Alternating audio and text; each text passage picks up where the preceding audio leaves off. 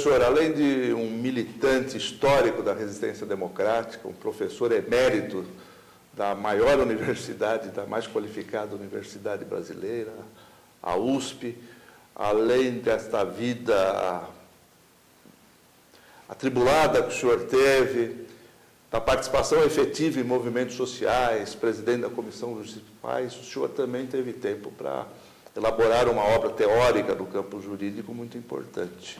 O senhor tem quantos livros publicados? Eu tenho 15 livros publicados.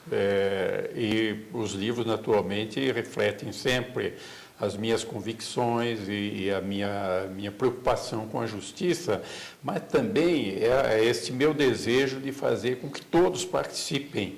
Assim, vários desses meus livros não são discussões teóricas, são livros sobre direito, mas escritos ou para leigos, para grupos comunitários e para estudantes. Também escrevi um livro nesta linha a respeito de direitos humanos e cidadania.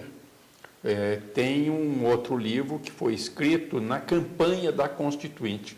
Esse livro se chama Constituição e Constituinte. Era exatamente para explicar o que era a Constituição e o que era a Constituinte, para estimular a participação na Constituinte e mostrar que todos tinham o direito e o dever de participação. Mas, a parte disso, eu tenho livros também com conteúdo teórico mais denso. Também uma coisa interessante que eu acho que é expressivo, eu não sou filiado a partido político. Eu só fui filiado ao antigo Partido Libertador, que existiu antes do golpe de 64, criado por um grande político do Rio Grande do Sul, Raul Pila, e que defendia o parlamentarismo. Eu me empolguei com o parlamentarismo e entrei no partido, mas depois foi extinto esse partido, não participo de nenhum, não sou filiado.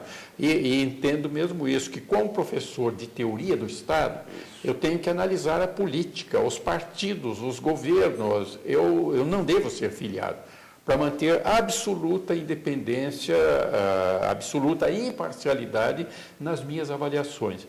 Então, para isto, eu escrevi um livro que se chama Elementos de Teoria Geral do Estado. É um livro utilizado no primeiro ano dos cursos de Direito, e esse livro, eu acho que em grande parte pela linguagem, teve uma acolhida muito grande no Brasil. O senhor está há meio século presente nas salas de aula de Direito do Brasil. Exatamente, além de, durante 40 anos, ter atuado como professor. Mas eu estou exatamente presente através desta obra teórica, não é? Que reflete, de certa forma, imagino, o que o senhor pensa da essência democrática que deve ter o Estado de Direito. E também isso, em cada edição, eu reatualizo em face de coisas que estão acontecendo no mundo. Assim, por exemplo, eu estudo a ideia de Estado, mas dentro da ideia de Estado, um dos reflexos é o Estado socialista.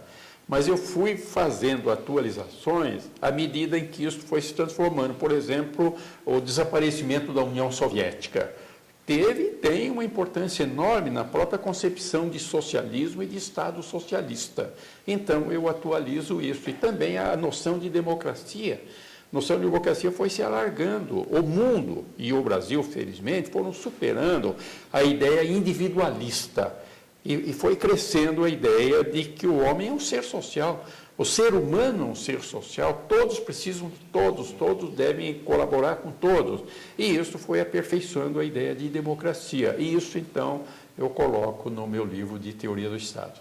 E por conta dessa sua atividade como autor, o senhor acaba de ganhar um prêmio, não é isso? Eu realmente fui surpreendido, sumamente honrado, com a concessão, com a outorga do prêmio Jabuti, que é um prêmio extremamente prestigioso, talvez mais prestigioso na área das edições, das publicações no Brasil. E ele é concedido por áreas. E na área jurídica foi concedido este ano o prêmio Jabuti ao último livro que eu publiquei, que se chama A Constituição na Vida dos Povos.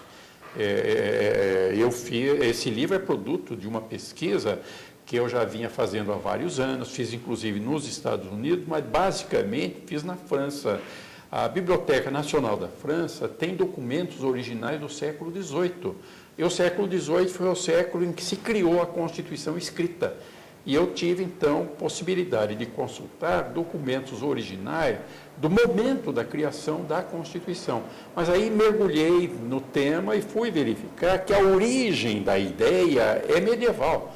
Por isso eu coloquei lá como um subtítulo, a Constituição na vida dos povos da Idade Média ao século XXI. Verificando como é que vem nas lutas pela liberdade, lutas contra o absolutismo, vem o momento da ascensão política da burguesia, afirmação dos direitos, mas com excesso de individualismo.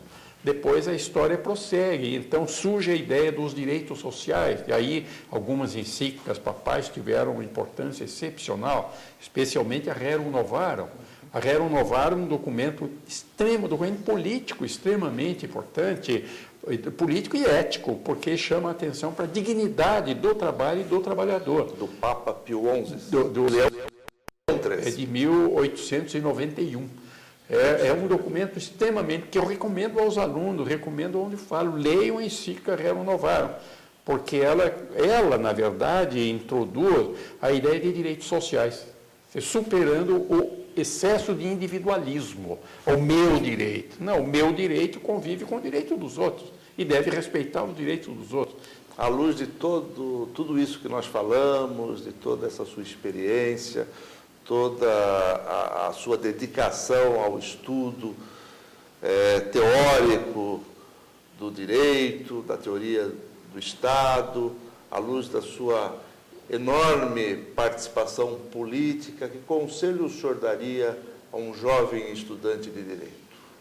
Não, eu acho que o jovem estudante de direito deve estar muito atento em relação aos valores fundamentais e aos objetivos fundamentais.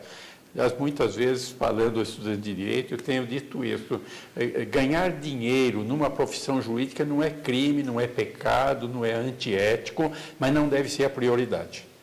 A prioridade é a promoção humana, é a defesa da dignidade humana, é a promoção de uma sociedade justa para que a pessoa humana seja reconhecida, tratada como o primeiro dos valores.